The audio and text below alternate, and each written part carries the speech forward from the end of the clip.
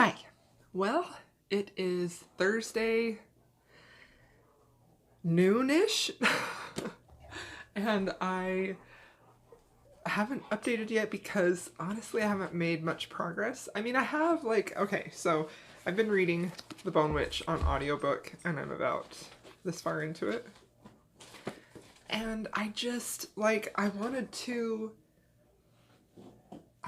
get a little bit more of into the story, so I feel like that's pretty far in, but I'm not 100% sure how I feel about it, because I went into this thinking it was, so on the front it says, "Let me be clear, I never intended to raise my brother from the grave."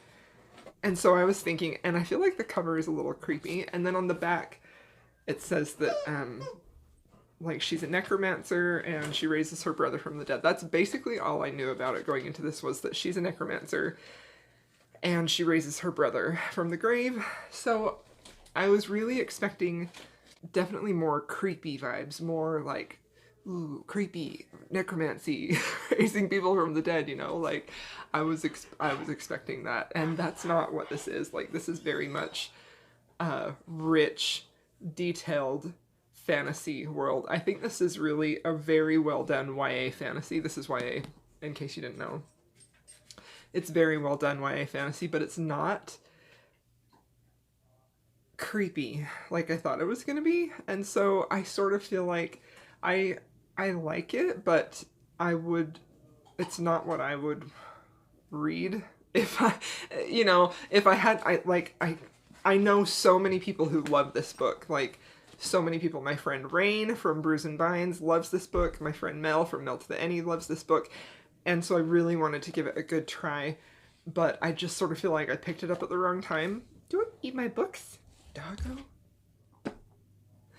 But, so I'm gonna keep listening to it because I feel like I'm pretty invested. And it's an audiobook, so I feel like I'm not really out anything as I listen to it, but I kind of wished that I knew it was a rich, epic type of fantasy, because it's really more of an emphasis on that than it is about anything really creepy. I mean, there was one kind of creepy scene with rats risen from the grave, which was fun, but I don't know.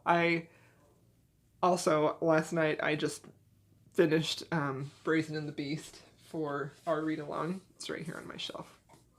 And I loved it so much. I just filmed a video about my thoughts on how romance books are important, and it's because of this book right here that I did that video, because I just loved it. 5 out of 5 stars. If you want a great historical romance, look no further. This is what you need right here. Perfection. I loved it. I loved it, loved it, loved it. And so I finished that last night, stayed up too late reading that. I did read a little bit more of not Slave to Sensation, Angel's Blood. I'm about 100 pages in, and I'm liking this too. But yeah, I don't really feel like I have much to update on, so I didn't really film anything yesterday because I was still trying to figure out how I felt about The Bone Witch. So now I am gonna keep on listening to this. I really don't want to DNF it. It's not that I don't like it. I do like it. It's beautifully done. It's honestly so beautifully done. I feel like if I had read this in the winter, because occasionally I do get I just really want to read a really wonderfully rich YA fantasy. I love those kind of books, but that's just not what I was expecting. And so I sort of feel like I really want to get to the guest list, but I haven't yet. Anyway, that's what I'm reading. These two. I'll check back in with you when I have something to update. That's all. Okay. Oh, tea. I keep forgetting. Okay. Today's tea was cinnamon vanilla, and it smells really boring, to be honest. It smells vanilla-y and it smells cinnamony, but that's not uncommon. He loves toys. So let's taste it.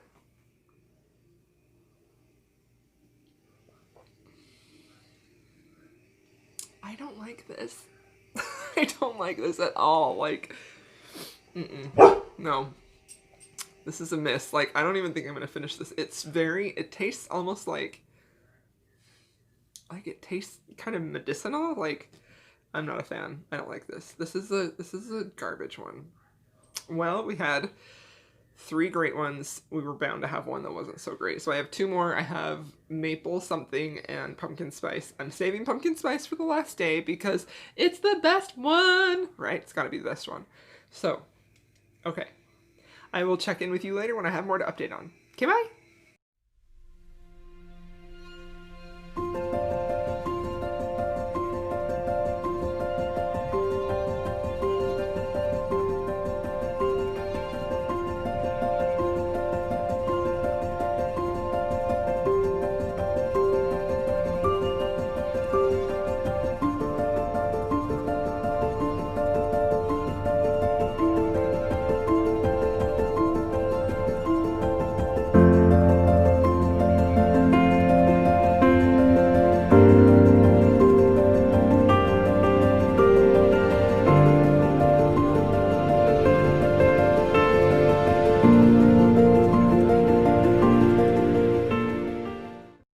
Hi friends, today is Friday, so 2 days left of Summerween. Is that good?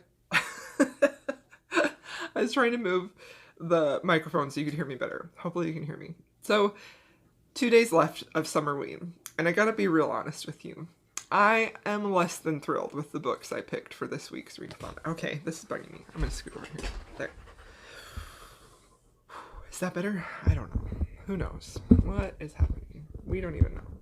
I feel like the books I picked are not my favorites, and I almost quit the readathon yesterday because, I was just feeling like I just want to read my romances. I just want to read these instead. And, like, no one's forcing me to do Summerween, but I'm the kind of person that, like, if I say I'm going to do something, I'm going to freaking do it, you know? So, here I am. So here's a reading update. I finished The Bone Witch on audio, and I didn't really love the audio narrator. I feel like I don't know. There was just something about, like, when she did the voice of the main character, I liked it. But when she did the voices of the other characters, it was, like, kind of annoying. So, you know, like, a narrator makes a big difference in an audiobook. So, don't mind Cosmo shaking the table. Come here, you. Come here. So, I gave it a 3-star. I feel like it is a really... He's grooming me. He's chomping on me. This is very... Okay, so I gave it a 3 stars. I feel like it was a really beautiful concept. I feel like the writing was very lovely. I feel like the fantasy world was very well thought out and rich and detailed. And I feel like it has the beginnings of a really good, you know, epic fantasy, a YA epic fantasy. And I felt like it had a lot of good things in it, but I just didn't connect with it, you know? I felt like a lot of it was just really, really boring, and I don't know. So I hate to be... my enjoyment level of it was probably a 2, if I'm being totally honest, but I don't want to give it that low of a rating because I feel like it has a lot of merit, and I feel like I didn't like it probably because I just wasn't in the mood for it, because I think if I had picked this up in winter and not when I was just expecting a spooky necromancer raised from the dead read, I probably would have really liked it if I had gone into it thinking it was going to be just a richly detailed epic YA fantasy, you know? That's a 3, but I just listened to it on audio all day long yesterday at 2 times speed. It was a long audiobook too. Kazi keeps trying to eat my tea. Kazi, come here! And I just really wanted it to be over. So it just wasn't for me. It just wasn't for me. I think that it would be... I have a hard time seeing a lot of young adults, the target audience, really being into it. You know, I feel like it... I don't know. That's hard of me to say. But I just feel like it... To me, it really didn't grab your attention and hold it the whole time, you know? There were parts of it that were really interesting, but overall, it just... it didn't keep my attention. So a 3. I'm moving on. Moving on from that. And it's such a beautiful cover, right? Like, can you see the shine? Oh, I just love it. Okay, so then I read this more last night, Angel's Blood by Nalani Singh. I am on page 143. And the first 50 pages of this, I almost DNF'd this last night too, honestly. The first 50 pages of this were really good. I felt like it set up the story really well. You got to see her be a vampire hunter. It set up the main plot of the book where she's supposed to go find a rogue archangel. But then after that point, it really just is not progressing. Like, the plot is not progressing. It's turned into this huge just sexual tension between her and Raphael, the archangel who sends her on the mission to go find the rogue one. It just ends up with them just keep like circling each other, going, you know, like trying to decide if they want to have a physical relationship or not. And there was one scene in particular that left me with such a bad taste in my mouth, and it's a trope that I just despise. And it's like the mind control, right? Where he's influencing her emotions and her feelings so that she feels more attracted to him and she has more desire for him. And he feels the same way about her. And it's one of those things where they're acting like acting on those feelings is out of their control. You know what I mean? They are acting like putting those feelings into action is beyond their control. It's something they can't control. And I absolutely hate that so much. I hate when that is a trope. I hate when that's done. It seems to be fairly common in paranormal romance, and I forgot how much I hate it, because you are not going to tell me that you are not responsible for your actions. You're not going to tell me that you are not responsible for acting on feelings that you have. Just because you have a feeling doesn't mean you have to act on it, right? I mean, it's just, I don't like it. So it feels like there's that tension, that push and pull between them, but there's literally nothing else. There's literally nothing else about them that is compelling or makes you want to feel like they should be together than this back and forth mind control. Is he making me want him? And I'm just like, I don't like it, you know? I just hate it. So I don't know. And I feel like this was my complaint with Lady Sophia's Lover too. I want the emotional connection. I want to see the connection build rather than just attraction. I'm not interested in that. I don't find that a compelling enough reason to want people to be together, right? Because attraction happens all the time. It's not a hard thing. We like pretty things. Other people like pretty things. I need more than that. So yeah, that's where I'm at. That was my little rant. I feel like I have to finish this, and it's a fairly fast read. So I'm going to try it again tonight, and if I still feel like I don't like it, then I'm just going to DNF it, and I'm just going to call it a quits on Summerween, because I just have really not had a great reading week other than Brazen and the Beast, which I absolutely loved, by Sarah McLean. I made a whole video, I'll link it down below, talking about my feelings about romance books, because that book was so powerful and that did it right. That book did it right. It balanced the attraction versus the emotional connection, and it was just perfection, and I loved it so much. And I want more books like that. So now every time I pick anything up this week, it's just falling short, because I'm like, it's just not hitting right, you know? Anyway, let me know if that bothers you too. Like, I just can't get past, I don't know. And I can't say it right, but I know that for some books that is their purpose, but I go into books for a story, right? And part of the story is watching this couple, who isn't a couple yet, you know, feeling those emotions of, how do I feel about this person, and do I want to have a relationship with them, instead of just, he's fine, you know, like, boring, old, tired. I'm too old for that crap. I don't want it. So that was a very long rant. I didn't really update you guys because I really wanted to give these books time to let myself really sort of sink into how I felt about them. And now I know. So I'm going to give this one more shot tonight. And if it doesn't get better, DNF. So today's tea is maple apple cider, and I'm excited about this because while I was steeping in my kitchen and I was kind of cleaning up, I could smell maple, like maple syrup, and I just kept thinking, did some kid spill maple syrup? So it has a very strong maple scent. We'll see. Okay, here we go. Because it's been a long clip.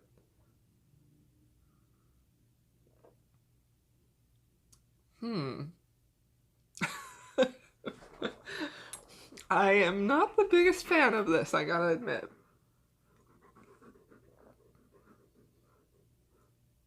It literally tastes like you're drinking hot apple syrup with just a tiny, tiny hint of apple. So yeah, I don't know. I mean, I'm still gonna drink it, but I don't love it. That's for sure. So far, my favorites have definitely been the cranberry pomegranate and the spice dragon red chai, and I think apple cinnamon. Those three were my favorites. Okay, so yeah, I will let you know what happens tonight when I read. Just staying home and working for the rest of the day. So we'll check in later. Well, the readathon is over. I'm not sure how I like this lighting. I don't know. I'm messing around with stuff. Trying to figure out. Whoa. Oh. I don't know if I like that any better. I don't know, man. We'll see. We'll go with it. Alright. Well, I finished Angel's Blood. Just barely finished it. And, I have a lot of mixed feelings about this book because I feel like this book reminds me a lot of like the first episode in Supernatural or like The Office, where you feel like it has the potential to be really good, but they're still trying to like find their footing, and it's kind of objectively not good, but you're also like interested to see what happens, and I don't know. So I feel like the story of this really picked up in the last third of the book, and I really, really enjoyed seeing the character development from what was initially nothing, like very, very stereotypical tough hunter girl and brooding, mysterious man, angel, archangel, and by the end of the book, that all changed, and you could see more development and more subtleties, and just their relationship was better. So I give this a 3. I think it was good. It was a good start. I'm not sure where in her writing career she wrote this. It was published in 2009. And I think I am going to finish on with the series, but maybe not for a while. Like, I think it would be fun to read in October. That would be fun. So yeah, I liked it. I feel like this shows that she has a lot of promise as a writer. I know that this isn't her most well-loved series, but I liked it. I liked it a lot. I felt like, I don't know if I should say I liked it a lot. I liked it more than I thought I would at my last update. That's probably better. So, it's Friday night. There actually is one more day of the readathon, but I'm calling it quits because I feel like these 4 books that I picked, I read 3 of them. One of them I DNF'd and one I didn't get to, but I just feel kind of discouraged about, I just didn't love any of them, you know, like they were very meh. So I'm gonna go back to probably some more historical romances after this because that's really what I want to read. So to wrap up, the first book I read was Claw. This was an indie Canadian thriller. The premise sounded really interesting about a monster. Sounded like it was going to be some prehistoric monster come to life in a Canadian wilderness, attacks people. Thrilling. It had promise. I felt like it missed the mark for me. I read the first chapter, which was very long, and just the style of writing and how slow it was, I just decided, no, I'm not going to keep reading that, so that was a DNF. And the next book I read was Lock Every Door by Riley Sagar, and I liked that a lot. I felt like there were moments in that book that were deeply unsettling and scary, and it was good. I really like how Riley handles how he tackles just expressing human emotion. I feel like he's very, very good at that, at expressing how his characters feel. And that is, it makes you feel like that too. Like when he was describing what it is to be poor, and when he was, you know, some of the suspenseful scenes where, you know, the character was in danger or something was going to happen. Like those were wonderful, perfect. I just loved them. But I felt like the plot reveal at the end was predictable, and I also felt like the middle was very slow. So that one also got a 3 from me. I feel like it doesn't even come close to Home Before Dark. Home Before Dark was a freaking masterpiece. This one I felt like was a bit of a step down. I really enjoyed it. So this one I read for suggested by the host, and the previous one was the one I was supposed to read in the dark, but I DNF'd it. So the third book that I read was The Bone Witch by Rin Chapeko. I did really enjoy this one. I feel like if you really like epic world building and you love a good YA fantasy, I feel like this one is really, really well done. I feel like the writing was wonderful. The world was unique. It was beautifully, beautifully done, except for I felt like it was very slow also. And I don't know if that was a result of the pacing or if it was more the type of fantasy that is just a really slow build, you know? And it just wasn't really what I was in the mood for. I feel like if I had read this expecting that type of fantasy, like maybe in the winter when I kind of have, you know, a hankering for those, I would have loved it. But I feel like the marketing was a miss. Like, it was almost like a clickbaity title of Necromancy, Raising My Brother from the Dead, and, you know, like, I was expecting a creepy, scary thing, and that wasn't really what I got at all. So I gave that one a 3 because I feel like it had good promise. It just wasn't what I was looking for. And then I read Angel's Blood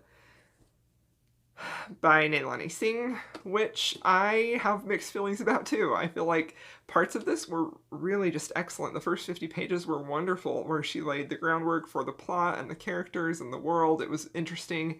And then it really kind of just nosedived after that until you hit that last third of the book. And then things ramp back up again and you see the plot really, really kind of all come together, and you see more character interaction and emotion and depth and subtleties, and it was really great. The ending of that was really good. So the ending was so good that I feel like I would read more in that series. I definitely would read more by this author. It was interesting. It was good. So yeah, the only book I did not get to was The Guest List, which I actually really, really wanted to read. I do still plan to read that when I'm more in the mood for a thriller, and I'm not in the mood for thrillers right now. So I'm calling it a wrap on Summerween. I think this was a good experience for me. It was really fun to pick books that I had had sitting on my shelves for a while that I wanted to get to, that I now have read, and yeah, it was a good experience. I definitely wasn't very scared. I think my favorite book of the week would have to go to Lock Every Door by Riley Sager. That was really good. I think I would almost actually give that a 3.5 or a 4. If I was rounding up, I would round it up to a 4.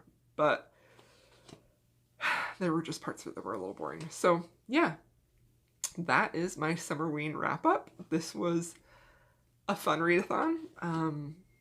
Yeah, it was good. It definitely didn't feel like autumn when it was 100 degrees outside, and that may have affected my enjoyment or the feeling of creepiness, because I love reading thrillers in October. That's October and September I read a lot of thrillers, so maybe it just wasn't the right time for me, or maybe I just picked books that I wasn't in the mood for. I don't know. In any case, it's over. Thanks for following along. Thanks for watching, and yeah, we'll see you next time.